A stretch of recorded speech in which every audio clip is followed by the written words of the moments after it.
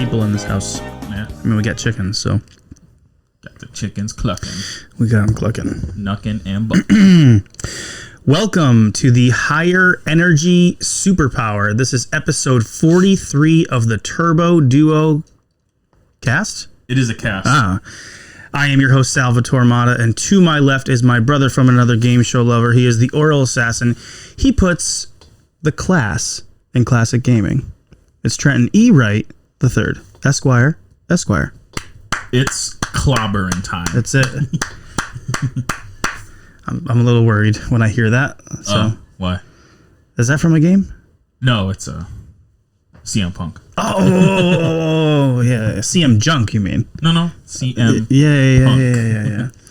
And the man in the middle. Of course, who loves to diddle. We have him back. It is of course the manly manager. He is the shy guy. He is my rye guy, Mr. Ryan. My name is Eli Brown. Welcome to the show. Welcome back to the show. Thank you for being here. And I frankly would like to see you around these parts a little bit more often. Okay. Mainly at night. I can do that. Yeah. Mainly at night. Yeah. Definitely bring a different perspective, Ryan, and we like having you on here. So, Dad? Yeah. Don't worry. Pieces fall off, and we just keep rolling. You're like, Dad, you came back? I thought he got the milk finally. I don't know. You thought you heard some keys jingling? That's not Santa, baby. Were those your keys? No, that was the lights. Oh, the lights fell? Oh, geez. Well, No, that's good. It makes it better. they can't see it anyways. Yeah, keep it real. Short car rate production. So this is our de facto Christmas episode, guys. So welcome to us. Welcome to our show, and Merry Christmas to all of you that celebrate Merry Christmas. Happy Hanukkah to those of you of an opposite persuasion. That is totally fine. But what? You say it like it's like it's not fine. Of a different persuasion, it's totally fine. I'm not Jewish. I don't know. I do know that it started. That those people exist. Yeah. Honestly, Hanukkah is, if you talk to any person who's Jewish, it's not a huge holiday. It's actually not that big of a deal. It's more of an end of year celebration because kind of, we celebrate Christmas, that, they do Hanukkah and families get together and, it's all good. So Merry Christmas, Happy Holidays to all of you guys, and we're gonna do a conversation. There's been a lot of news coming out lately that we want to talk about and just do a little refresh. I do have to lament the fact that we didn't do as many games this year as maybe we would have liked to, but I don't know if we would have liked to. Well, theoretically, I would have liked to have done more games, but it's just, I don't know. I mean, I enjoyed just the conversation. Yeah. Me too. I do like it. So, listen, we're going to let the show go where it's going to go. Right. And hopefully you guys enjoy that too. So we're going to be talking about some news. We'll do some pickups. We'll do kind of the traditional segments that we do and just see where it goes. And we might end up with actually some Christmas memories too. Maybe some we've talked about in the past, maybe some we haven't talked about. With Ryan here, I want to get some of his perspective on some of his favorite Christmas memories as well. But I wanted to start out with this. Oh my gosh. So I'm in the shower the other day. Okay, this is a different way to start, but go ahead. And do you guys listen to music when you're in the shower? No. Sometimes I do. Not in the morning. Yeah. But yeah, I'll listen to music. Yeah. So I'll put on my Spotify, put it on the windowsill. Yeah. While I'm lathering up. Yeah. Washing off everything. I mean, I don't lather up and then turn the music off and say, "Hey, listen, I got to stop right here." Oh, so what gets you soaped up? So that's the thing is a guilty pleasure song came up. I said, I got to bring this up. I don't know. This song is a guilty pleasure song. I don't want anybody to know that I listen to it. And so I'm going to naturally say it here. But my biggest guilty pleasure song is Natasha Bedingfield's Pocket Full of Sunshine. I got a pocket full of sunshine. Yes. It's a good song. Oh. Yeah. There's certain things that I will do privately.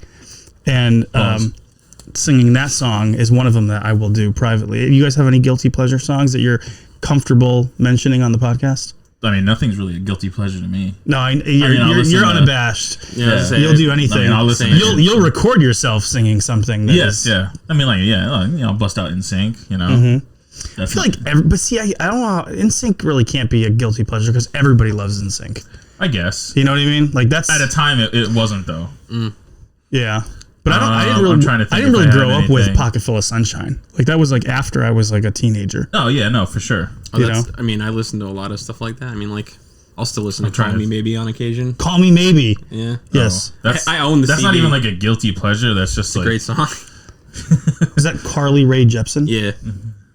I don't know how I pulled that one. crazy. So here's my number. Call me maybe. What's the most like chick song?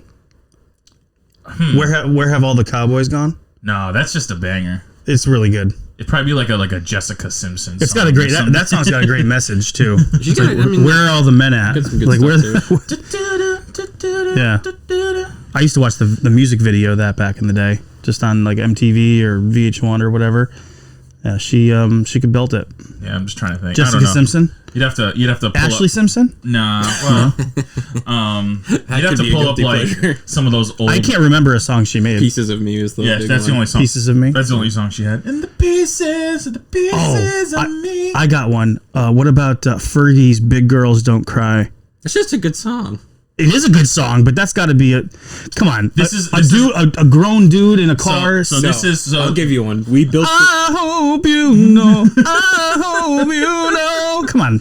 I got you. Starship.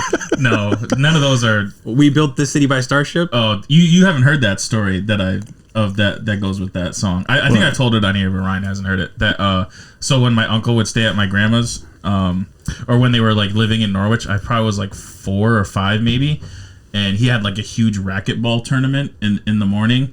And I think for some reason I was staying over at my grandma's house, and I guess like I would just stand up in the crib and like the whole night I would just sing that song. And Which one? We built this city. Really? Yeah. That's adorable. He said You never told us on the podcast. I've told you maybe on the podcast. I mean I've mentioned it. Yeah. I guess I would just stand up in the crib. It's like we built this city. It's like the whole night, and he couldn't sleep, and like Really? he ended up like losing in the racquetball tournament the next morning. I mean, that could have happened no matter what. Yeah. But no, it's funny because you mentioned that because actually Adam Carolla does this on his podcast, not like all the time, but like something. Oh, really? They call it Tool Tunes. Is it a Tool tune or not? Like, so is it a song you would listen to in your car, or is it a song? Is it a song you listen to in your car with the windows down or the windows up? Oh, okay. I think Big Girls Don't Cry has got to be one you would do with the windows yeah, up. that's definitely windows up. Yeah. But I understand if the windows were down. They're going through some stuff. Yeah. I could see that too.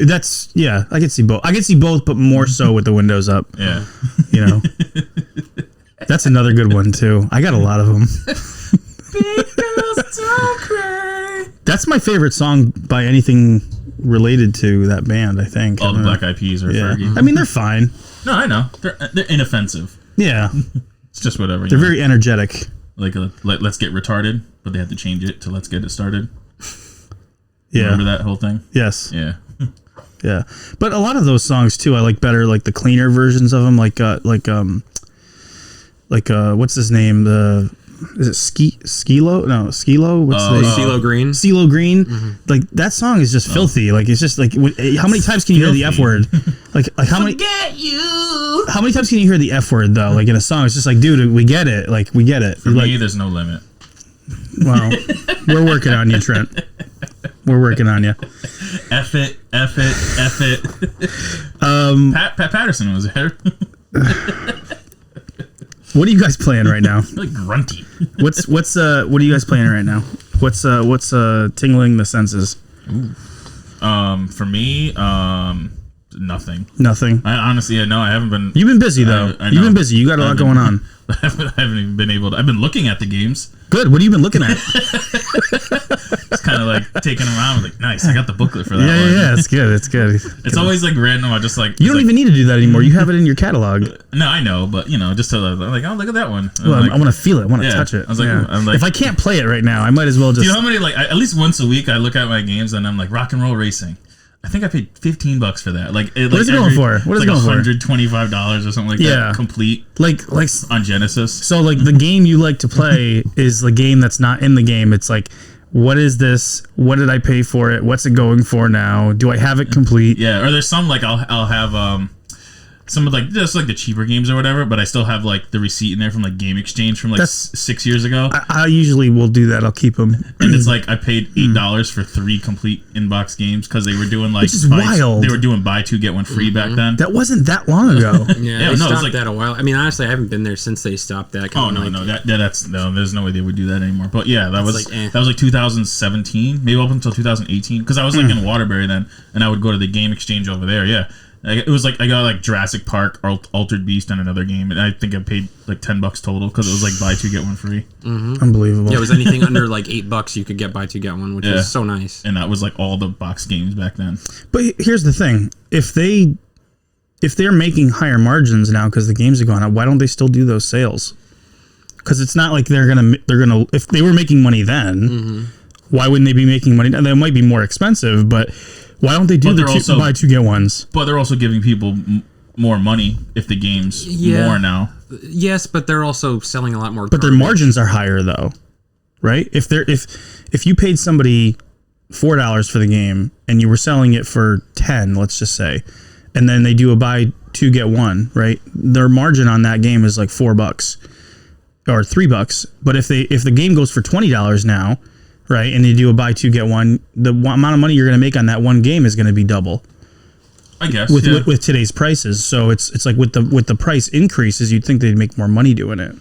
Well, you know who always does a buy 3 get 1 is Retro Games Plus. Don't forget to swing down and check it out. Oh, do you Not on all systems though. No, but I mean there's enough. There's enough. was that what like for a certain price? No, there's literally it's buy 3 get 1 free, cheapest game free up to $10. So I mean you can do that with Up to $10. PS1, PS2, PS3, original Xbox 360, Wii, DS. Sega Saturn. No, There's no games. we don't even have. There's not even a game under $10. The only systems we don't do it on are the ones like we literally if we did that we would have nothing. I know. Like, I had to throw nothing. that in there. But shameless plug. I guess. Cool. What are you playing, Ryan? Hogwarts for the 7th time? No, I've taken a break from Hoggy Potter. I'm watching the movies though for Christmas. Cause I don't know if you've gotten your value out of that game yet. Hoggy Potter. I definitely have. It's funny because Are you sure? I have it for PS5 too, even though I don't have a PS5. So you look at it like me. Well, I have the digital version on Xbox, and I'm like, well, I need the thing. So Yeah. Why they didn't make a physical? they on did, but Xbox? at the time it was like recently when I got it, like after it came out, it was harder to find it in the store, and I was like, I don't want to deal with people, so I was just like, Right. You only work in a retail store. I do enough of that. But yeah, so instead of that, I've been playing a little bit more Minecraft. I started a new world on that. So Of course, Minecraft. Yeah, It's like great. me and like Doom and Resident Evil. So I was doing that quite a bit Sonic, actually. yeah. And then recently, Yes, the Sonic story. Wow, this is a yeah. big one. You guys got your ears turned up? Listen to this one. so I had never beaten Sonic or really played much of Sonic. I had it forever. And Sonic? Yeah. Context. So Sonic the Hedgehog, I finally... Sonic the Hedgehog. Yeah.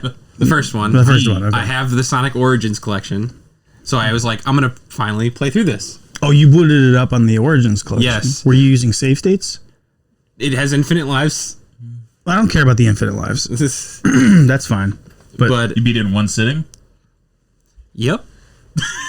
That's a lie. No, it's true. It just sucked. Just the way you said it. Yep. It just took you a while. Yeah, it took me like a couple hours. 'Cause, Starlight Zone is difficult. you know what's funny? That's not the zone I had the issue on. Really? It was Labyrinth Zone because I kept drowning and I was getting peeved. I was like, dude. Yeah. So, and then just figuring out the patterns for Final Zone. Okay. But once I beat it, I was like, all right, cool. Mm-hmm. It was good. It was definitely good. I did that. Now you got to go back and do it with all the Chaos Emeralds. That's my next goal is to get all the Chaos Emeralds because I got 3 of the 5 or 6. 6 of them. Yeah, so I got half. Just a few stages I wasn't able to get to the end with like enough rings to get the. I really appreciate that about the first game. How you didn't have to go and like hunt out these areas that had like in Mario and Sonic 3 and Sonic and Knuckles where you have to like find the areas that have the rings. I mean, I have issues with 3 and Knuckles anyways when it comes to level design. So it's like almost getting penalized for not finding them by the end of the level. The idea of having enough coins by the end, it's like, oh, I made it, so I can actually get to that. Or in Sonic 2, where it's like each gate has an opportunity to get to the special level. Like that was cool too. It's like, okay, I know what to expect. These are all over the place. As long as I have 50, I can get to it. And that was cool too. So I do like that about the first one, where it's like, you know, you're gonna, as long as you perform well within the level, you're going to be able to have an opportunity to get one of these Chaos Emeralds. You could do fantastic in 3 and Knuckles and not see one because for whatever reason you just didn't run into it. You know, you'd have to play that game over and over and over again. And sadly, I don't think that the level design holds up as well as the first 2 games. So I think, at least for me, I end up going back to the first 2 a lot more than 3 and Knuckles. Also, I didn't really own 3 and Knuckles, so I am a little jaded. I know Trenton had 3 and Knuckles quite a bit. You played a lot of that. Well, I got Sonic and Knuckles. I didn't have. I never had. I got Sonic 3 later. Okay. But I got Sonic and Knuckles. Do you know Sonic and Knuckles? Like, if you play that, do you know where everything is? No. I didn't like. I mean, that was also like towards the end of my Genesis playing time, like 95. Yeah, because then there was like 96. I was getting the PlayStation. Right. No, but like Sonic 2 was the one I had. That's the one I remember playing the most. Yeah. Yeah. Especially like the bonus level where you're in like the tube getting all the rings and everything. Yeah. That was like such a fun. I never played that without Tails, and I've heard that you do way better if you don't have Tails with you. If you don't does it like reduce the rubber banding or something? So if you have Tails, any coins that he gets, he can lose, and he's not as nimble as you are. Yeah, that's so it's very easy to like do well in a level and then still not get the Chaos Emerald because Tails is always like half a step behind you when you jump. He jumps right afterwards, and if there's one of those black tire things or whatever that knocks into you, it just crushes you. Or if it takes his, even if it doesn't hit you, you can be ruined in terms of getting that emerald. You know? Yeah, that's true. So, but yeah, no, that's good stuff, man. Congratulations. It's always to beat a game, to actually sit down and beat a game and have that accomplishment for a retro style game is huge. It's like you feel like you have like equity, like more equity in the game. You know what I mean? Like you've conquered it. So it's like another one off the list. I got my $20 worth. Excuse me. Yeah, well, that's cool. So you're Minecraft. I mean, you could probably mention that every time, just like I could mention like Doom every time. But so I will say, I try not to. Other than those, I did start the Rune Factory series on my Switch. Rune Factory. I know the name, but I don't know what the. It's like a mix between if you had Harvest Moon, but with some more like dungeon crawling and RPG elements. Okay. So is it like is it like a Steam World Dig mixed with Harvest Moon or something? More Harvest Moon. More Harvest Moon. Yeah, so there's like the farming stuff and managing your little town, but you can like go out into like these wilder areas and like fight monsters and stuff. So it's kind of cool. Nice. It's on the Switch. Yeah, I was playing the 4th one, and I picked up the 3rd one recently. When you said it, it just sounds like a puzzle game. You know, no, it's like a Bejeweled. Originally started on the DS and then got to the 3DS, and they ported 2 to the Switch so far. The 5th one is, I've heard, it does look like Harvest Moon. Yeah, it's very similar. There's a little bit more action going on though. Yeah, once you get out of the town, you can do more and like actually like fight things, which is kind of cool. That's cool. Throw turnips at them and whatnot. No, you have like swords and axes and hammers and made out of corn on the cob. Nope, just big old sword. It kind of reminds me of the Horde. The Horde. A little bit. Is that PS1? Yeah, PS1, 3DO, Saturn. Where you're like Kirk Cameron, and you have to like guard the town, and you have like certain like points where you can build certain outer structures to kind of keep the Horde from getting in, and you yourself have a sword, so if any things that get through, you have to like destroy them.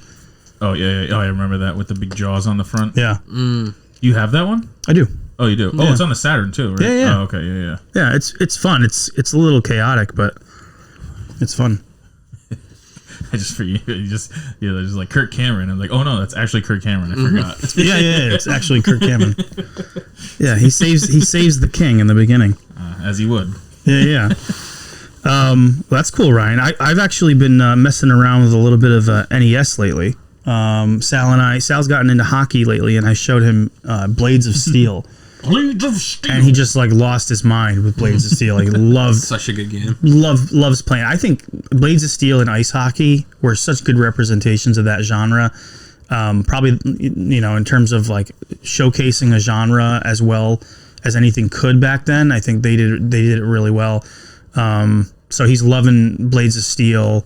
You got him RBI Baseball, which is really cool because those games are just simple, easy to understand, easy to get into, and a blast to play. Mm-hmm. Yeah, we played RBI Baseball a lot. Yeah, we used to play RBI Baseball a ton. That was like the baseball game before Sports Talk Baseball in our house that we played. Oh, yeah, that was like a big deal. Mm-hmm. I think that was like the only.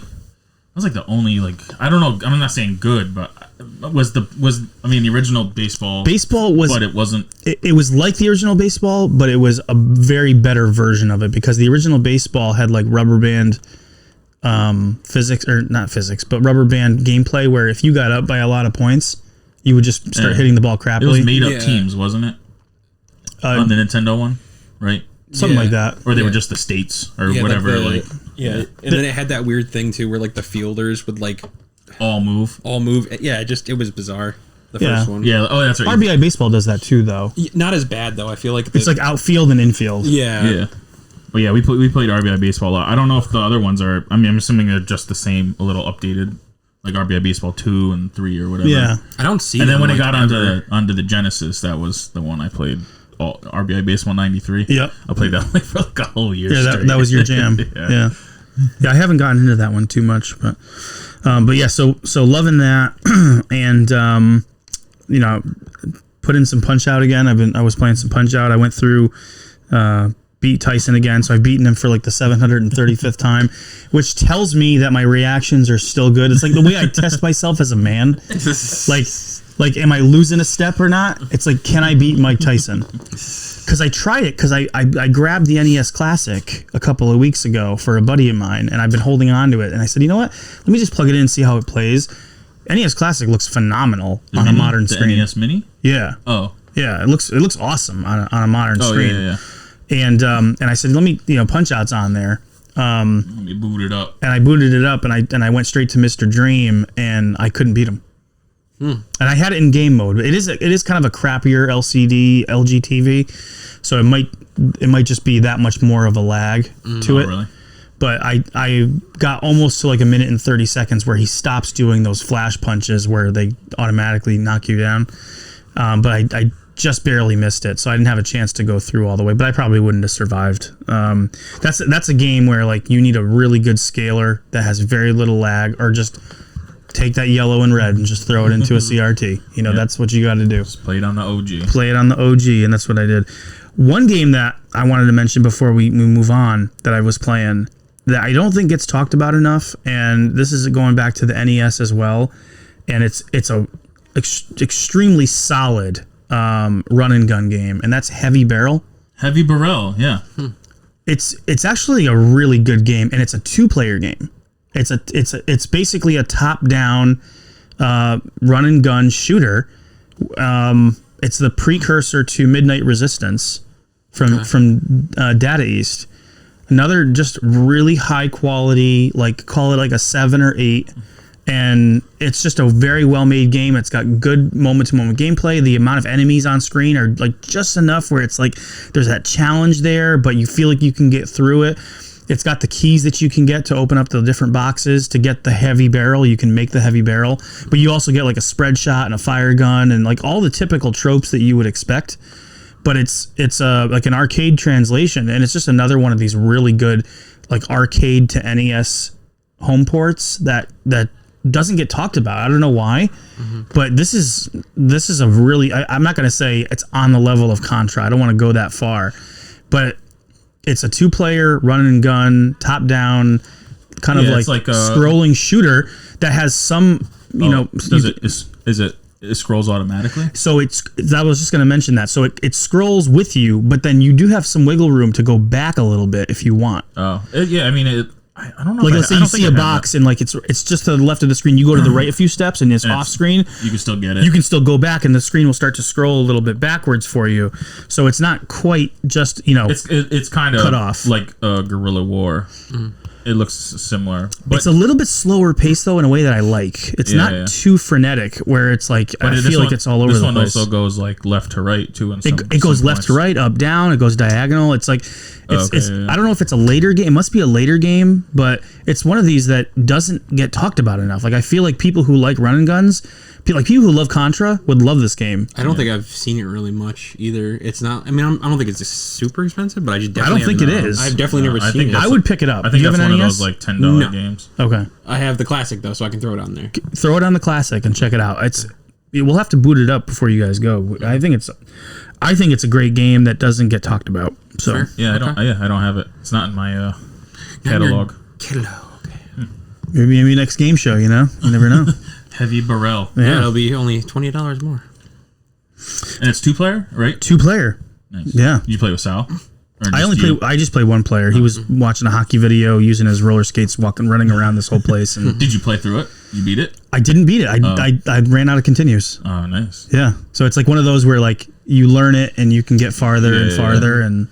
I'm assuming there's like a boss at the end of each level or something. Yeah, or yeah, there is? Okay. Yeah. There's a boss at the end of most levels. There's a boss. Usually it's like a helicopter or like of course something or tank or something like that. Large military vehicle. But that's what you want though. You got to destroy a bridge with like all the people shooting at you or something. It's exactly what you want. It's exactly what you're looking for. You want it to be like Choaniki.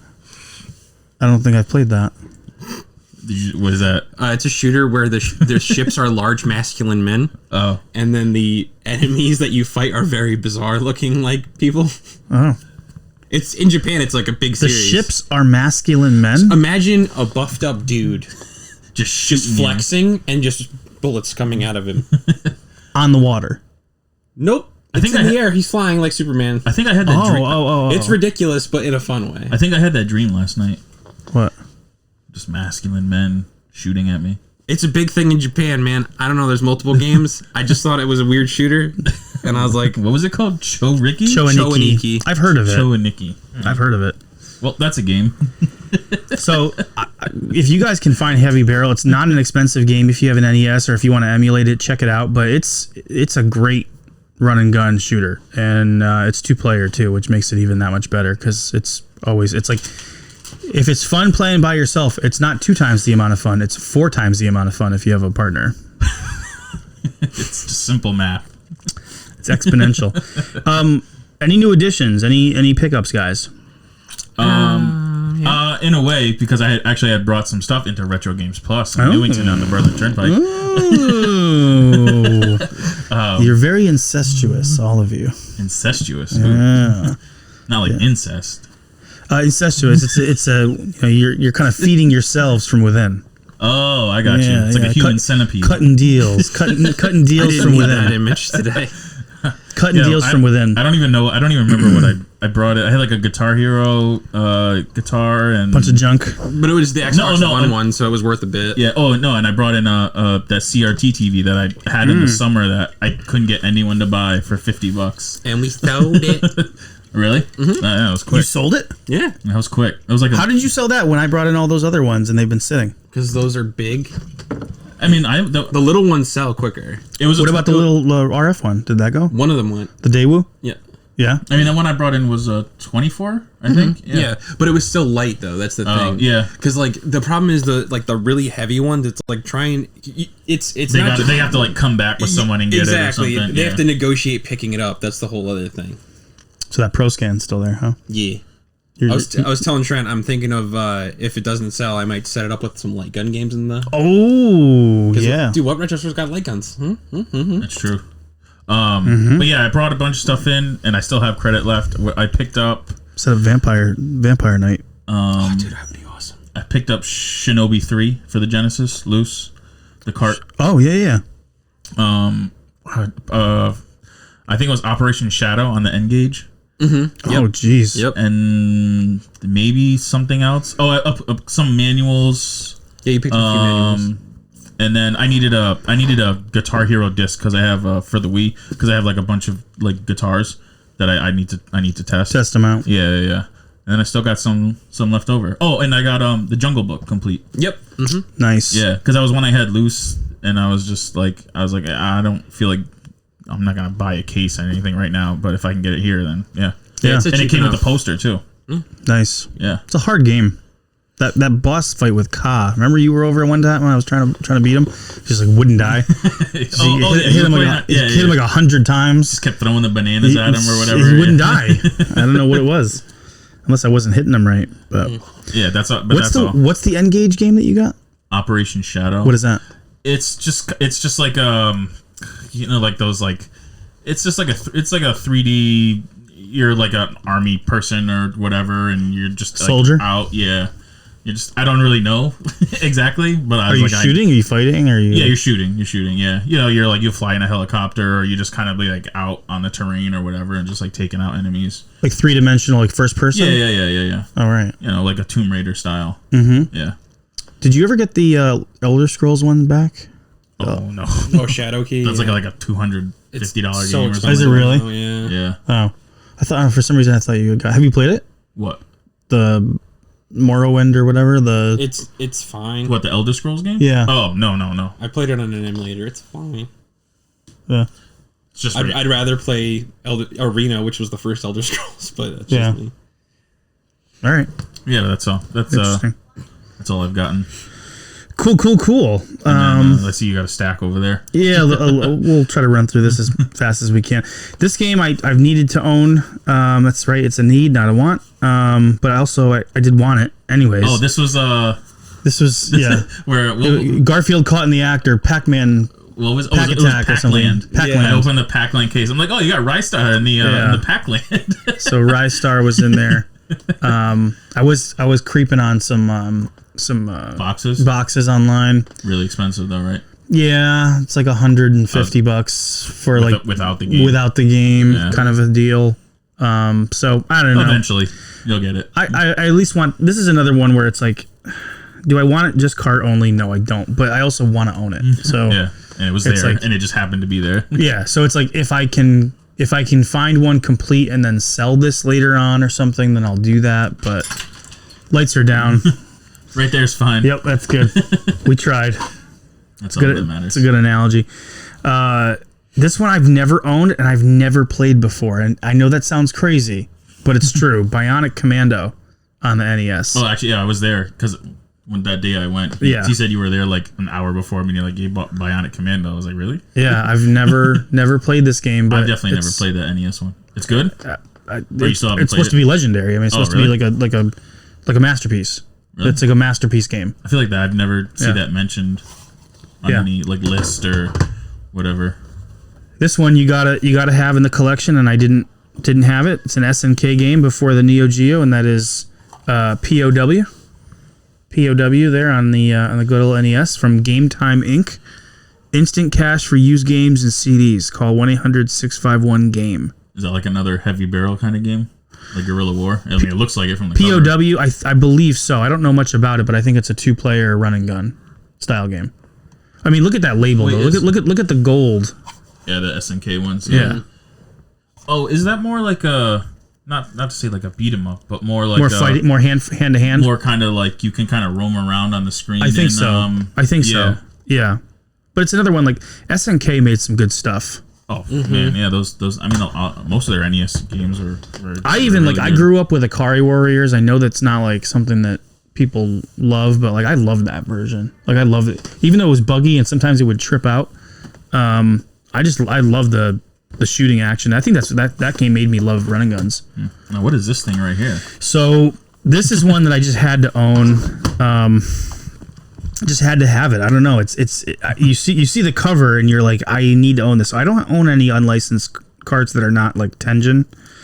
But this one I've never seen before. I didn't even know it existed. I've heard of like other games in this genre, so to speak. But this is Spiritual Warfare from Wisdom Tree, which if any of you guys know is the religious-based NES game production company that was not a licensed provider of NES software.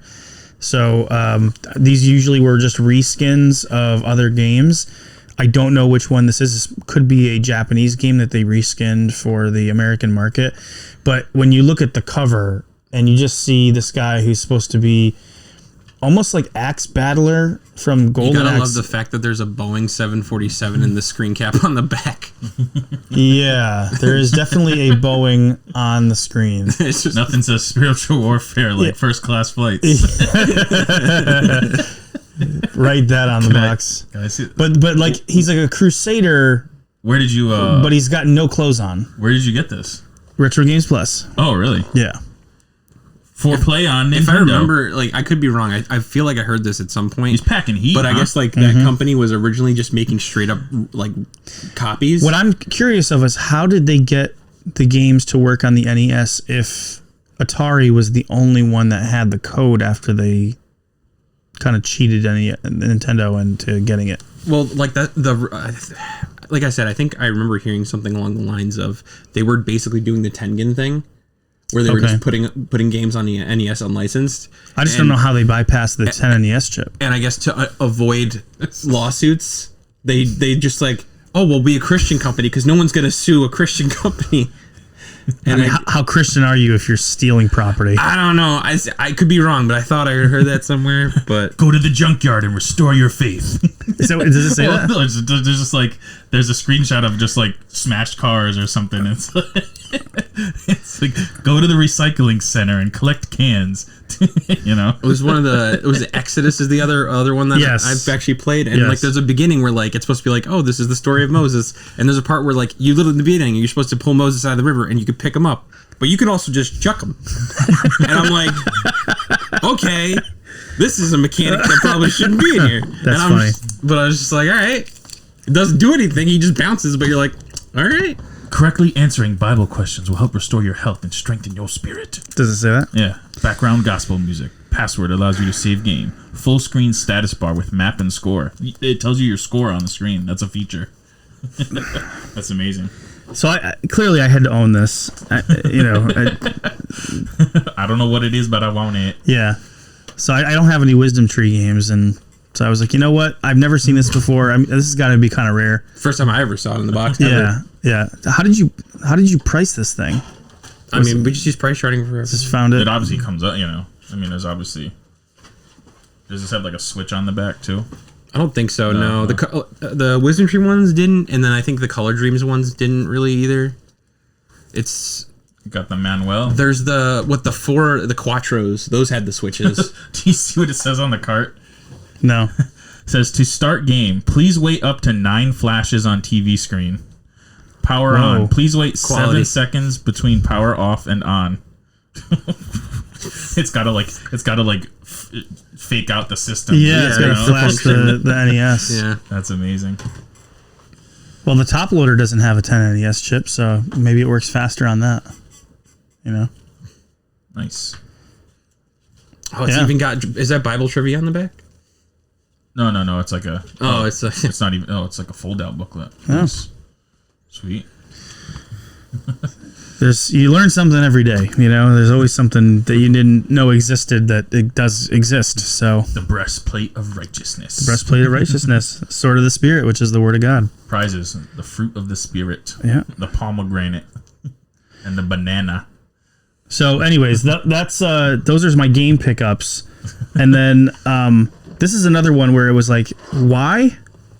Because I could, and that is I don't do a whole lot of foreign consoles, but I really, really wanted a Famicom, which is the of course you did Japanese version of the NES, which came out in 1983, and so I picked one of these up for dirt cheap, and it works. Did you? Was this at Retro Games Plus as well? It was not at Retro Games Plus. This is an eBay purchase, but both controllers work, which is good. And the interesting thing about the Famicom is that it's RF only, and I coupled it with something else I'll talk about here in a second. Oh boy. But it's got very buzzy RF. It doesn't have any RF shielding inside of it, so you're gonna have to get that touched up. or I don't. looked at, or no? I don't know. I've ordered like 4 different cables to try to see if I can eliminate it. One's coming in tomorrow, like a gold plated triple shielded RCA cord. But it's serviceable for me, but it's not really something that you'd want to play on. So what game is that that's in there? RBI Baseball. Really? Yes. That's great. Yeah, RBI Baseball, King's Knight, and then I can't remember what the third one is. Oh, it's They came with it, like you got a little bundle. it's Star Force. Star Force, the shooter, is the other one that I got. There was 3 games that I got from Ryan at Retro Games Plus. So is RBI Baseball? Is it It's the same exact text in game. Japanese or no? Yep. It is. Well, no, the text is in English. Oh, really? It's playable in English. Yeah, the character names are like in kanji or whatever. But other than that, it's pretty much in English. So it's just like it's finicky. So what I had to do with this thing is it doesn't work on American old school televisions, and it doesn't because channel 1 and 2 are actually channels 95 and 96 in America.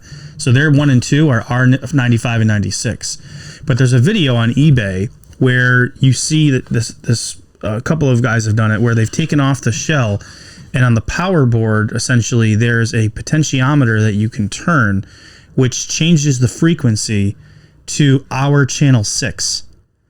So I was able to actually open this whole thing up and then use a little screwdriver and twist it clockwise, and lo and behold, I put it on channel 6 on the CRT, and then all of a sudden you start to see the image roll in. I was like, this is amazing.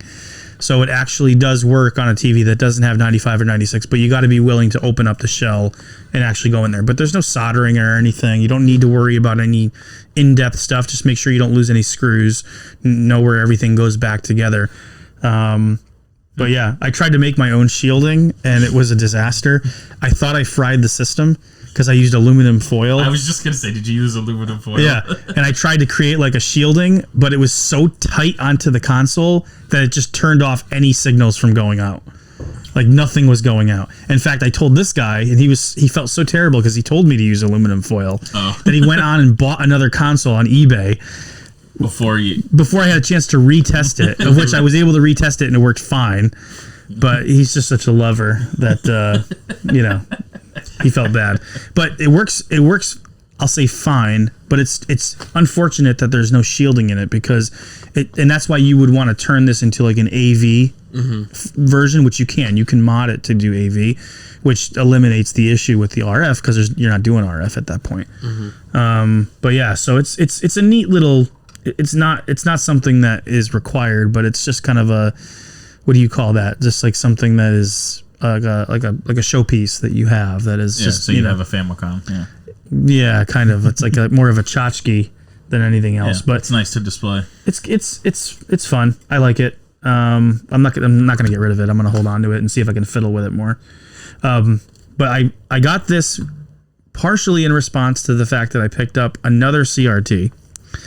And so I wanted to test a Famicom out on it, just because why not?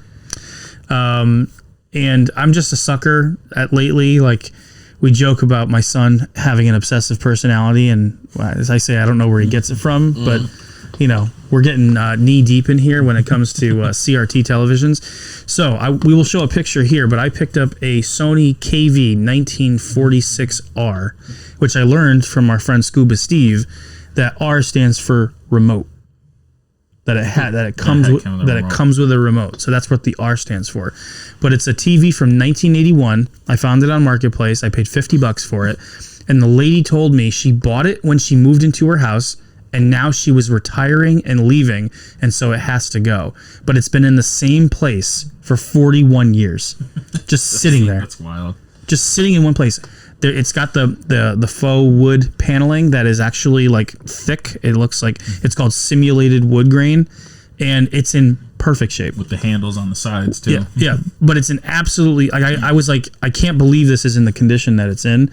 The system works, or the TV works phenomenally. There's a little bit of a purity issue in one of the corners, and the linearity is a little bit off. So when you're scrolling up, you can kind of see it stretch a little bit at the top, but nothing that you really are going to be concerned with a TV this old. And it's I don't know. I love it. So I want to create another corner. Like every room should have 7 corners, so you can put 7 CRTs in them. But alas, most rooms only have 4. Yeah, you'd knock this wall out and then make it like, have like 3 corners. Yeah. Extend it out that way. That's it. That's what we got to do. I mean, anything to get more room for more CRTs is what I say. So it's kind of, I don't know. Hey, well, I mean, I could end it's kind of fun. I can end up taking that. Yeah, you'll end up taking that, and you'll have room for more CRTs over there. That's what I'm trying to do. That's what we're talking about. So talk about, baby. Yeah, pounds, baby. So yeah, it's a vintage set. What's funny is I saw a commercial about this, not this specific TV, but these old Sonys from the early 80s and late 70s, and the commercial's like a guy is like a baby. He's like a little baby, and they have the TV. And then he becomes like a young kid, and then a teenager, and then a guy in his 20s. With the same TV. Same TV sitting there. Carrying it to college. 30s. No, same area. And then he becomes like an old man. He's still watching the TV. And then the next one is just a skeleton. And the TV's still on. That's how long they last. It's like you'll never have to buy another TV again. Yeah, they're not wrong.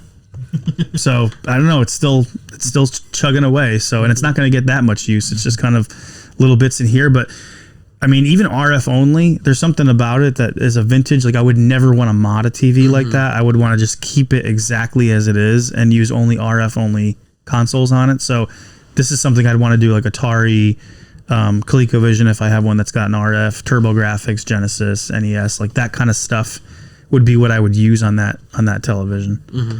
So yeah, so we got like, the crazy professional CRTs here, and then we also got like, I wouldn't call it basic for back then, but I would call it, when we think about video quality, RF only is like usually considered a throwaway. Mm-hmm. But I've been seeing people like flexing on these like wood grain televisions, but you can't really do it if it's like a console TV. Yeah, like those are just ridiculous. Like a console TV. What do you mean?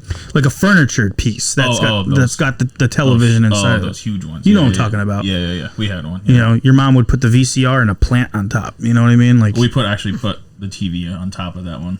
Oh yeah, we did it that way. Yeah, I mean those things had to be like TV on the TV. Yeah. It was a huge wood grain one, and it fit right in this like cubby in our living room. And then we just put another TV on top of it when that one stopped working. It's just a piece of furniture at this point. I mean, those things had to be like over 200 pounds. Mm-hmm. Yeah, they were big. So there's a lot of places that had them like that. Just put a smaller 19-inch TV on top. Yeah, so I think we had like a 27-inch like TV on top. So I was looking at just like the inflation of this TV from when it came out, and I think it'd be like about a $2,000 TV in today's market. What was it? 250 back then? Yeah, something like that. 350, something like that. Somewhere in there in that range. Really, 400. that much? Yeah. Back then. Seems wild. I mean, think about what a TV costs today, though. People are spending $2,000 on TVs, on OLEDs. Mm-hmm. Sure. Not people I know. $2,000? That's wild. Sorry, I don't know what to tell you, but yeah. Anyways, it's a lot of fun, and if they're out there, man, I don't know, just keep your eyes peeled, and you can find them. You got to be neurotic like me and kind of obsessive, and then you can find really anything. Ryan, you've got a nice stack there.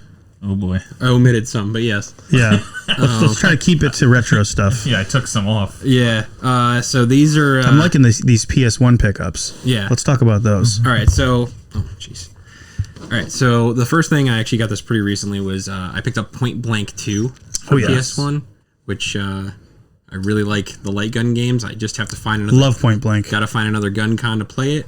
I just found a Justifier, which does that work with it? No. You need a gun con, but that's fine because I will find I have when I last year I picked up Area 51 with like the 2 yellow guns. Which ones are those? Cobras? 2 yellow guns. Is that the Cobra? I don't know which ones they are. I don't know if it would work with that. I don't know if I've ever played Point Blank. It's really good. It's like I know it. I remember they're almost like mini mini games. Yeah. Mini I don't games, think I've ever played them though. Yeah, like shooting gallery type stuff. It's kind of hard actually. Yeah, because they're timed. Mm-hmm. I don't know. They're a little difficult. I tried to play the first and second one, and with the little guy when he was like 5, and he was like, "Daddy, this is too hard. I don't know what I'm doing." So maybe we could go back into it. But yeah, they're definitely like Japan games, Yeah. But they're cool. Yeah. So I was glad I picked that one up. The next thing, it was I was surprised it showed up as quick as it did. Was Gargoyles Remastered for Nintendo Switch. Nice. Which for Nintendo Switch, for Sega Genesis. Which I cannot believe that they did, and I was so excited because it's one of my favorite games from that era because I loved Gargoyles as a kid. Still phenomenal show. That's one I want to eventually get. It's funny to me that they only made that for Genesis and not Super Nintendo. Yeah, but you can get, there's like a couple different versions on here. Why, there's other versions of Gargoyles? Well, I guess like different tweaks they did to it. It's really good though. I've been playing that one a little bit. It's fantastic remaster. Definitely cool if you can find it. It's probably not super expensive because it just came out, and limited run's been better with their quantities lately. So, not so limited. Speaking of limited run, this one was a year in the waits. Was Radiant Silvergun on Switch, the fantastic shooter from Treasure. Treasure, huh? Yep. Such a good shooter. They don't make anything bad. I guess not. I had to wait a little longer because I guess they were putting a new remix of the soundtrack on the cart that I guess the original composer worked on. So that's pretty cool that they did that. Definitely, you can still get it pretty easily on I think most digital storefronts too. But Radiant Silvergun, if you like shooters, it's a must. It's a brand new game. No, Radiant Silvergun was I think Saturn originally. Oh, really? In Japanese Saturn. Japanese Saturn only. And this is the game that in 1999, 2000, 2001 was going for over $100 back then. Yeah, you know. And then they ported it. Originally, it came out on Xbox 360 Arcade Online. Oh, Xbox. Oh, yeah, and then recently they did this re-release on a few different systems. So interesting. Definitely, that's one I haven't heard of. Yeah, it's pretty awesome. Another PS1 game is Dragon Valor. Pretty awesome action RPG. Definitely I love this game. Cool find. I love this game. Was used to find it with the manual and everything, but this disc is loose. Love this game. And is this 98 or 99? This is 99. So this is right before PS2, but definitely a cool pickup. This is another one of those like I'm saving up for Dreamcast, but I can't ignore how awesome this game is. That was one of them, and then also Silent Bomber was another one that I just couldn't ignore. They were just that cool looking of games. That late era PlayStation game where they really mastered programming for the system. Yeah, and it's not that the let's say the graphics are anything to write home about in Dragon Valor, but they're really bright and vibrant, and it's a 3D slasher, which is kind of cool. And then the relationships, the light relationship like sim portion where you have to pick a wife, and then from that relationship your son is the next warrior in the next level. And it just kind of keeps going, through that until you end up with a you must slay her. Yes, the dragon. You gotta unleash the dragon. I don't think they wanna. What else you got, Ryan? All right, two more. I got this one. I was surprised to get. It's Fire Emblem Shadow Dragon. Fire on Nintendo DS. Yo, it's fire. Yo. It is the first Fire Emblem game from Japan, and it's kind of like basically ported to the DS. It's the first Fire Emblem. First Fire Emblem. because we never really got it in the States. Yeah, I mean, all you got to do is just rip off Shining Force, and then you end up with a game called Fire Emblem. But although this technically came out before that, because I forget what it originally. I think it was Super before. Famicom. Yeah, you're thinking about Advance Wars. But they actually did re-release this on Switch for a limited time. You're thinking about Famicom Wars. But Famicom Wars. For those people that missed out on it, it's unfortunately the only physical way is the DS port. That's cool. Yep. That's got to be a penny. Yeah, a little bit. Yeah, a couple bucks. Yeah. Yeah, that's what I figured. A couple pesos, Because I mean, it's Fire Emblem on the DS. It's probably something that didn't have like massive quantities. Yeah, it's funny too because this is like Nintendo first party, but it is, but it's not. It's a niche kind of game. It was at the time. Yeah, it's becoming more popular in the States, but yeah, at the time it was definitely not what it is now. And then the last thing I picked up. Oh, wow. Chrono Cross. Oh, Peter. I already had this, but I didn't have the green label one. Which everybody's got to have the greatest hits line. Well, I'm trying to get a complete Normally we're going in the other direction, but... Yeah, I'm trying to get a complete set of the greatest hits games for PS1 because I like the cabbage. So I really want to get my full cabbage collection. The lime greens. Now, what is your opine on Chrono Cross versus the first one? Chrono Trigger? Yeah.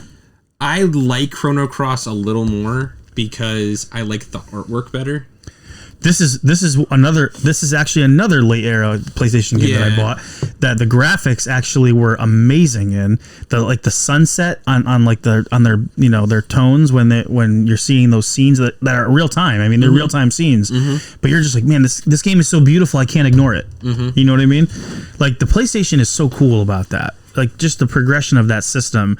Like, I'm developing more appreciation for it over time that, I guess I wasn't focused on, but there's so much cool stuff that was late era stuff, like Vagrant Story and like Final Fantasy 9.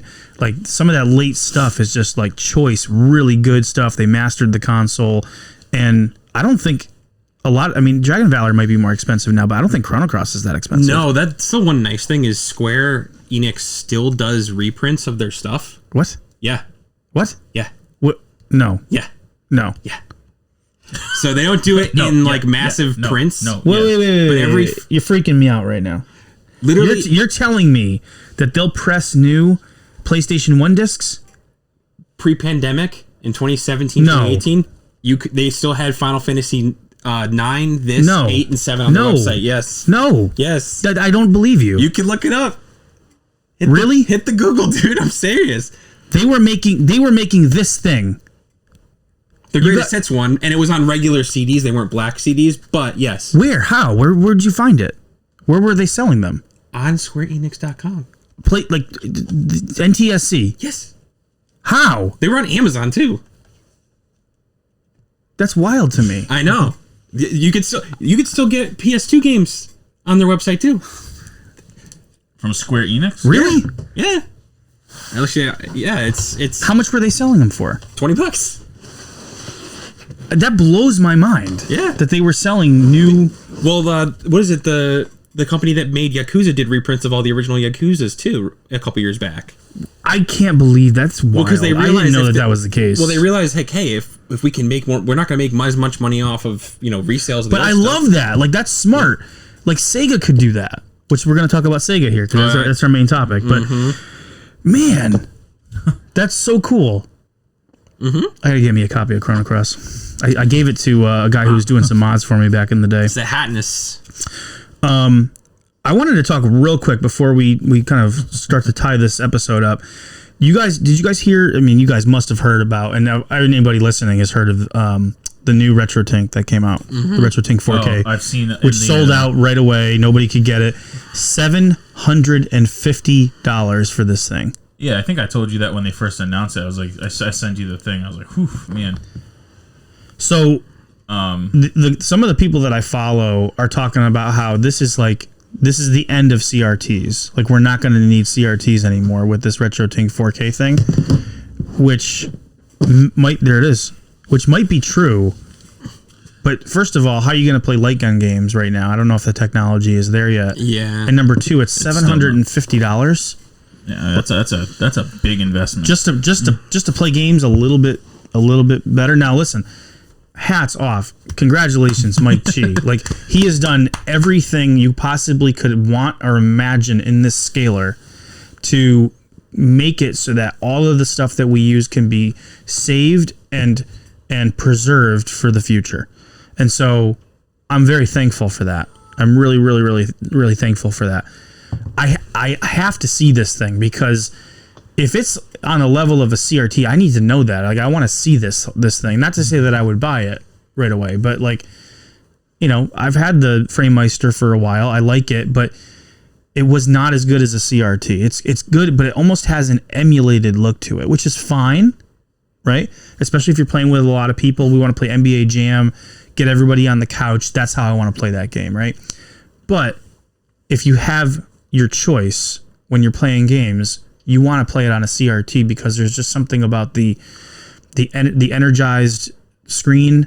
Yeah, there's when you turn it on. There's something about that. Obviously, the scanline effect and the phosphors and all of that stuff, and how it draws the image. And well, especially if you grew up gaming on a regular TV too. I don't know. Maybe it's different for young who The didn't Zoomers. play on that. They didn't grow up with the NES. Yeah, They didn't grow up with the Super Nintendo. That's what I'm saying. So like maybe like that's not, you know, they maybe, I don't know. I don't, the only people I know are my age that like game, you know what I mean? Right. So I don't know if like there's maybe a younger crew that. Well, you have some younger customers that are getting into Atari and stuff like that, and like that. But where do they play them? Where does he play at those games? The young kids. I think they just play them on their flat screens, honestly, because Well, yeah, the average person doesn't really. And RF only. well, it's hard. That's the thing with a lot of the RF stuff. At least the older stuff. It really doesn't look that bad. It can play on a flat screen because you're running it through the coax anyways. So it's like straight lines. Yeah, it's really there's not a ton to blur because it's such a basic image. So I've played them on big flat screens and they really don't look bad. It's playable. Yeah, maybe just a little fuzzy, but like it's Atari, but barely. Know? Yeah, right. It's so. I mean, really, you run into more issue when you deal with like the later stuff. That's when you get that real fun and exciting, just NES mashed potato. Yeah, all over the screen. Those games are not meant to be played that way. At least the NES, Genesis, Super Nintendo. I mean, 64 is probably the most notorious. 64 is the worst out of all of them. It's because how it does video is so unique. Yeah, but it also blows when it comes to. Looks great on a CRT though. Oh yeah, looks awesome on a CRT. And it also will fry your GPU on your computer if you try to use it on an emulator. Yeah. But I just, so I'm really thankful that he did it, and it sounds like it's everything that everybody could hope for, but it is really expensive, and I wonder if this is the kind of thing that is going to really even go down in price, because it just seems like for the amount of demand that there is there really going to be enough demand to drive down costs that there's going to be that much production, the wheels are going to be spinning that much that it's like, okay, we've reached scale now. It's like they have to he's got to buy the FPGA cores to put in there. Well, if you look at all the other ones they've made, they've never gone down in price. Like the 5X? Even the basic one that the used to 2X? have, it's still the same. I think it's actually more expensive now because just the cost of everything went up. Right. Actually, because I got rid of mine, and I think I made like $100 on it. Really? Yeah. Oh, I sold it geez. because I didn't need it because I had the CRT. I was like, what do I need this to scale? What about the OSSC? Did you get rid of that? I know I still have it. Yeah. Yeah. I just haven't got around to It's an operation, dude. It's a friggin' operation. Yeah, with that you have to get the micro SD card and load all the profiles into it and then put it in. So this already has the profiles in it. No, I understand. The 4K has everything. It's like a plug and play. And it's got like the 5X. It's got the blurring feature in terms of like what a CRT is. It even breaks down because the pixels are so small and there's 2,160 of them across the whole screen. It can actually like fake the phosphor effect, and apparently that is supposed to be like CRT level, and it's like, man, I can't even fathom that. That's awesome, and I kind of have to see it, but at the same time, the screen is not going to have that energized look, and because first of all, I don't want to spend $750 if I don't have to, and I love gaming on these old monitors that I'll probably keep it that way, at least for the time being, and just continue to use the FrameMeister. But I still need to see. I need to see this. Like, if it's that good, I gotta check it out. You know what I mean? Yeah. I mean, the thing is too, is it's one of those things where it's like I don't know where I'll see it. Like, where am I gonna see it? Retro Games Plus can get one. Yeah, you can't see it in a video. Not but you also need, in order to take advantage of that, not only do you need the Retrotink 4K, you also need an OLED screen that's 4K that has HDR and all this stuff to be able to take advantage of that. Because if you're running a 1080 screen that doesn't have that high density, you're not going to be able to get the effects of what the 4K does. So it's like the amount of money you'd have to spend is, we're talking like $3,000, upwards of $3,000 to be able to have that experience. If that is the case, again, I got to see this with my own eyes. But apparently, it's supposed to be that level, like that good, where it's like, don't worry about the CRTs going out, because if they do, we've got a solution. Which thank you. I mean, that's awesome, because these things ain't gonna last forever. But still, it's like, I can't believe that this happened. I can't believe that they got this far. One of the features I'm really thankful for on it, and I don't know if the 5X has this, is it's got a VGA port. And I love that, because that means you can play Dreamcast natively. The other one doesn't. Right, I don't think it does. It just has like SCART component. But this thing, the 4K's got like SCART, VGA, component, composite, S video, It's got HDMI in and out. Which is HDMI kinda cool. in and out. It's got everything. DVD. Yeah, that's pretty cool. I was watching My Life in Gaming was doing a video on it that was very thorough. I watched that one. I watched 8-Bit Esquire, and he was like, the only thing you need a CRT for at this point is the light gun. And he, in a video 2 months ago, he was talking about how like PVMs are not. There's still a huge like reason why you'd want to have one of those things. You cannot make the scan lines, you can't make the black levels and all that, and everything that it does. Like I'm sorry, but like those can't be replaced yet. And then 2 months later, he's like, I guess I was wrong. You don't need them anymore. So it's like, I gotta see this thing now. Like for you to make that video, I'm like, I gotta see what we're talking about here, because that is a next level move. Well, I liked too. They were talking about how like even with modern stuff that has retro style games, you can add those effects to it. Yes, which is awesome. Yeah, like Shredder's Revenge. Yeah, you can add like the scan lines and the phosphor filters and all that stuff to make it look like it's legitimately from the era, which is really cool. And I from what I understand, like look like what you just said, look like is not even the right term. It's like look like. It's like everything about it is what you would think in a CRT. So it's like, okay, well now I gotta see what we're working with here. You know, this is a little crazy here. So I just don't know. It's like you'd have to know somebody who has. I know Marcelo was trying to get one and it sold out.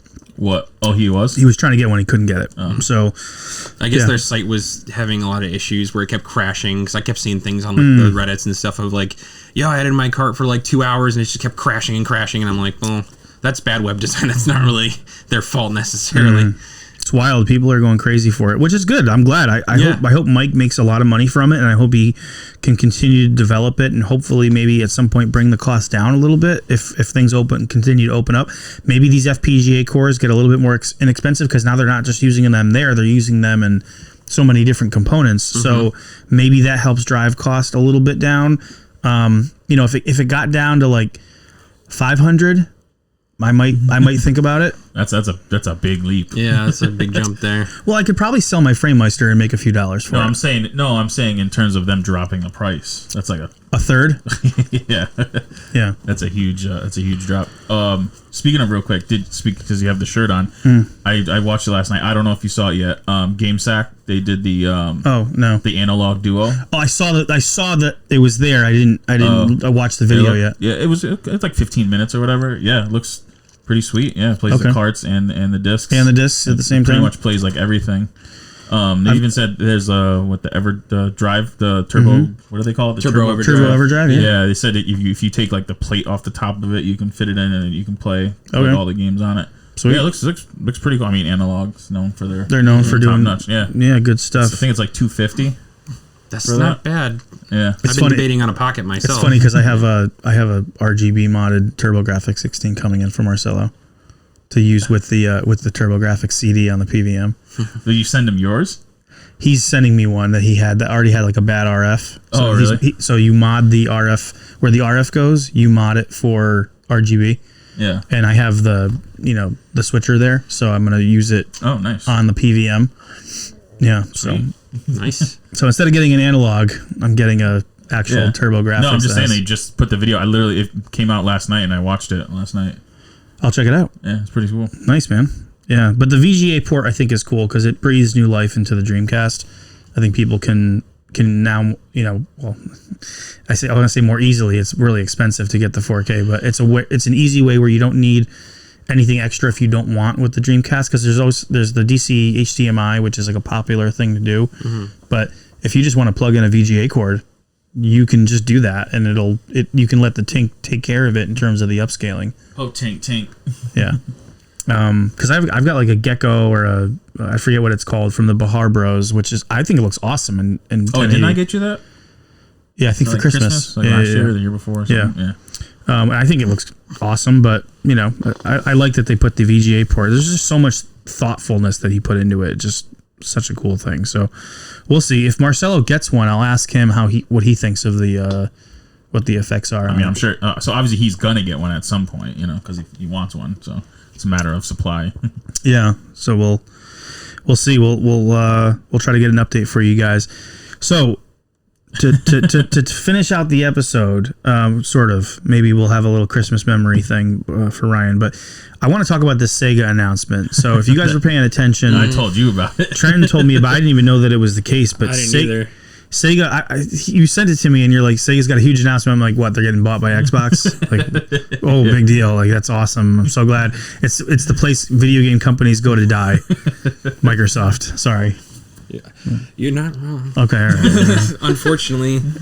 It's just like, I just feel like the video game industry, the modern video game industry has just been so watered down that, I don't know. That's what happens when you conglomerate everything into one. Yeah. Yeah. Yeah. Well, I know, like, you told me Starfield was such a disappointment, and you can tell it's like the best way I can describe which was supposed to be like their big game. It was supposed to be like this is the best way I describe it. Starfield is what you. It's not good for gaming when that happens. It's what happens when you literally. It's like you took the idea of No Man's Sky and put it into an AI bot and said, "Make this game," and that's what came out. Yeah. And I'm not trying to like cast aspersions or like anything on the devs because it's not the devs' fault. Because most of these devs are like they're just doing the best they can, and they're working under these executives who are just like push it out, push it out, push it out. You know, the suits. You know, who are usually 30-something accountants that don't know what they're talking about. But like, and I think the problem with Starfield is like there's a game that did it by a very small team many years earlier, 1,000% better, and that's No Man's Sky. Mm-hmm. And everybody's like, oh, well, it was crap at launch. I'm like, I played it at launch. It wasn't crap. It wasn't what they promised, but it definitely wasn't crap. Well, now that game sells for still $60. Oh, that game! The amount of free content they've added to that game is insane. Literally, I was above and beyond, mind boggled playing it with you when you brought it over. I was like, I'm just scratching the surface here. Like, I don't even know what I'm doing. But I can see how once it sinks its teeth into you, how it won't let go. I can see that. Mm-hmm. You know, I would probably lose my job if I got really deep into that. You could spend hours, days. Just remember the Russian guy who lost his job because he played too much Fallout 4, and then like his wife left him. Oh, this would be worse. There's so much more. It's insane the amount of content, and it's fantastic. Hello Games did a phenomenal job, and that game's like 7 years old. Well, when you create a formula correctly the first time and you just refine it, that's all you need to do. But how do they market that game Something still? Bethesda should really, really focus on. Get away from Fallout 76. No one plays. Does No Man's Sky still sell? Like, are they? 100%. Really? Oh yeah. Every time I get a copy, it's gone. Really? Yeah. Can you get it in like a GameStop? Like, do they sell new copies? You might be able to get it new somewhere. Like I'm saying, how do they market that game? Because it's so good, and it does everything that was done from. Like they've patched it with VR. They've done for the PS5. It's like, so there's all these patches that make it like next level, like a next level game. Why are we not hearing about that being marketed more often? Well, I know it does really well too because a few years back they ported it to Xbox and PC, and that was huge because now it's on Game Pass as well. Oh, so if you have Game Pass Ultimate, that's funny. You have a better version of Starfield on its own service. On its own service that was made 7 years before. Yeah, So the Sega announcement. Yeah. Sorry. Anyway. So we got an announcement for a new Jet Grind radio, is how I knew it. Jet Grind radio, Golden Axe, Shinobi. Crazy Taxi, and Streets of Rage. Mm-hmm. And you sent me the video the next morning, and I watched it, and I immediately felt a sense of just like hope. 24 years later, whoever is running Sega right now is really pushing that. It's like that mid 90s, or no, sorry, mid 90s. To early 90s. Mid Sega. To early 90s. They got the Sega screen back, they got the eye back, and all the marketing, like it's fantastic. At the end of the video, they go Sega. Yep. Yeah. So I just had like this little tingle of in my loins. It's like that little kid in me is just like, this is what I wanted when I was like 16 when the Dreamcast was coming out. And none of them came out. And like. None of those franchises got the respect that they deserved, and I got no respect because none of them came. Obviously. So Shinobi came out as a 3D game, but I kind of like the idea that the version of Shinobi looks like a pen and paper style game that is a 2-dimensional game, which I think Shinobi works really well because of how quick it is to be a 2-dimensional style game. So I'm really interested in that because Shinobi, Shadow Dancer, Revenge of Shinobi, Shinobi 3, right? These are masterpieces, right? These are legendary games that are fantastic for a reason. And the 2D style, I still haven't played the PlayStation 2 port, the 3D one. That's the one I hear it's really good. It's really hard. It's freaking hard. But I hear it's really good. But those 2D versions are like, that is the culmination. I think that's the apex. Yeah. So I think making that a 2-dimensional game is a really smart move, because I think that moves the needle, I think, a little bit more now that you've gone 3D. And then if you look at games like Golden Axe and Streets of Rage, this is where I was the most excited.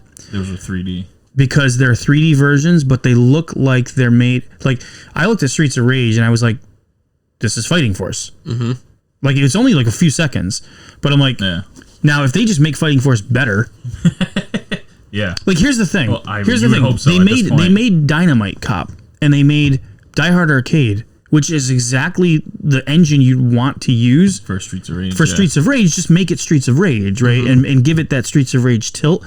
I don't care if it moves a little bit slower. I'm okay with that. Put a run button in, right? Mm-hmm. But that's exactly what we want. Like, Streets of Rage 4, amazing, fantastic. We can't say enough good things about it. Great game, great music. Love it, right?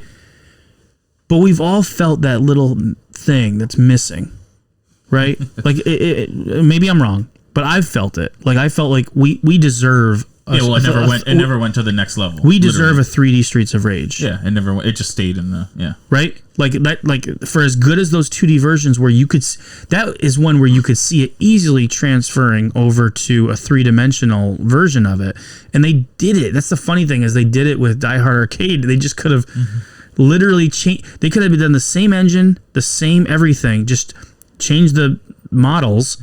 And you know, obviously you're not going to do the crazy over the top Die Hard Arcade action. Yeah. But just make it Streets of Rage, and they would have had it during the Saturn era. Yeah. Right? I mean, I'm not saying I loved, but I like the one on 60, the Fighting Force 64. I like Fighting Force. Yeah, it's a little slow, but like those are that's but they're right up our alley, though. Yeah. You know what I mean? Like, so they're going to have to make it a little bit more. For the common, you know, like, it's gonna have to be more action packed. Mm-hmm. Yeah, of course. You know what I mean? But I welcome that too. So I don't know. I'm excited for that. Golden Axe, again, a few seconds, but they've got to tie up the presentation a little bit and make the action a little bit more tighter than I think their previous 3D efforts. I think they made a crappy one on PS2 that was part of the Sega Ages line or something like that. Well, they probably shopped it out to a third party. There was Golden Axe Beast Rider, which didn't even feel like a Golden Axe game at all. No. So if they can find a way, the graphics look really good in that. They don't have to be like crazy. They just have to be really good. If they can find a way to make that work, like, that is something that would reinvigorate me for modern gaming. And it's just so funny that it's something from the past that's got to get me excited about the future. Yeah. Because that says a lot about where gaming is at. But those two games I was most excited for because they're the genre that I like the most. Yeah, of course. So I'm really excited about that. I wonder what they're going to do in terms of like releasing. I mean, are they all going to be individual games, or... I would think so. I would hope so. I'm sure they will. I think that those games deserve to be their own release, and I think that you're going to be able to capture... You think they're going to be full price, like $60 games? Sega's usually pretty good with pricing. I mean, because... I think it shouldn't be 60. I think it should be somewhat more measured, but I don't think it can be marketed as a discounted game. No, I know. So they got to be careful about how they market it. I think it should be primo... in the way of like the presentation and the marketing and the expectation. But if they take $10 off or $20 off and don't even say anything, I think that's okay. I'd rather them do that and make them individual releases. Once you start doing compilations, it's over. No, I know. You're over. You're done. But it's just the way they announced. It means you don't have the balls. They announced all 5 games at once. You know what I mean? Yeah, but I think they're still going to do them as individual releases. I know. Yeah. It just says like, oh, it's like the Sega Smash Pack or something. You know, they announce all 5 games at once. You know what I mean? I will tell you that this is a game I'd like to get, but I never got to play it back in the day because it just, there was so many awesome games on the Dreamcast, and we only had so much money. But a game, if I had a chance to go back to grab, would have been Jet Grind Radio, just because of that sort of rhythm, you're kind of traversing this area, and it's got the music, and you're doing these. That was like the cell shading graffiti, style, yeah. Right? Yeah. Like it had a real neat look to it, and obviously it's carried forward. Sega was hitting on all cylinders. It's just so funny how they went from like nothing was stopping them in terms of game development during that era to then what the hell happened? It just like ended. It was like, what? You know what I mean? Like what was that? It's like we were just crushing, and then once our hardware left, it's like we lost our way completely. So like that is a game that I would be interested in picking up. Actually all of these games, I'm excited about all of them. Even Crazy Taxi is another one that would be a fun romp. And maybe they just have different price points for the different games. I would think they are gonna. I'm just putting it out there. Double pack.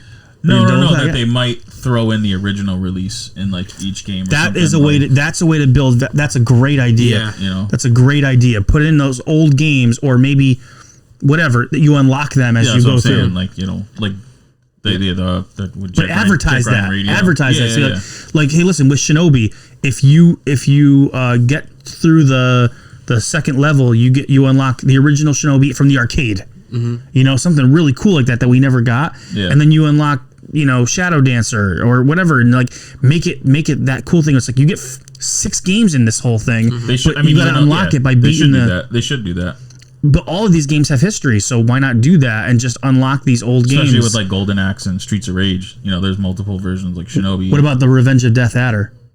Yeah, because that never got really released. That was an arcade game, right? They made the 1-up version of it, but that would be cool to be able to play on your couch. Yeah. You know what I mean? Yeah, and then they said Crazy Taxi is another one to do it. Yeah. Do the Retrobit controllers work on the modern systems? Yeah. Like PS5? I'm pretty sure. Yeah, they're Bluetooth. No, this is I have the 2.4 one that Trenton got me for Christmas one year. Is it you have a USB thing? I'll buy a Bluetooth one for it. I don't care. I would say as long as it has the USB thing, I think it does have the USB thing. Yeah, I'm pretty sure. But like that's one where I would use my Saturn or Genesis style controller, and that's what I would use to play those games, because that's what I want to play. I want to play with a D-pad. I don't care even if it's the 3D Streets of Rage. I want to play that game with a D-pad. I don't want to use an analog stick for it. But I don't know. I came away from this little clip with some hope 24 with years just a later, feeling of like, after hey, the Dreamcast. maybe something, a clock's right twice a day that's broken. I don't or maybe we're restarting the engine. Maybe there's something going on there, like you said. But I don't know if you guys have any other ideas, but I think it was a very smart little teaser, and I'm excited to hear more. Yeah, because they didn't say anything. It just was like these games. Here's some like small footage, and then that was it. Just to get you excited about it. Take your time. I don't care how long it takes. All I got is time. I feel like I got a million games back here to play. All right. Yeah. We're gonna just end up popping in Doom and playing that forever anyway. So I got plenty of time.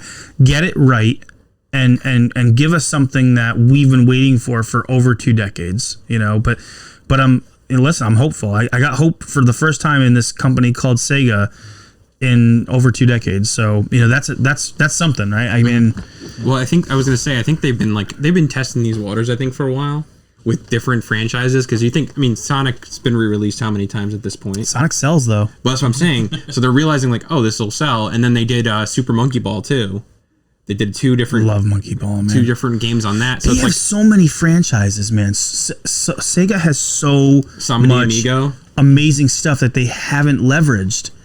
Yep. So I think they're starting to realize like, oh, these we can work with these old IPs and do really good games. So hopefully, I'm excited to see this. I'm hoping they don't compilation it. I'm hoping we get individual releases.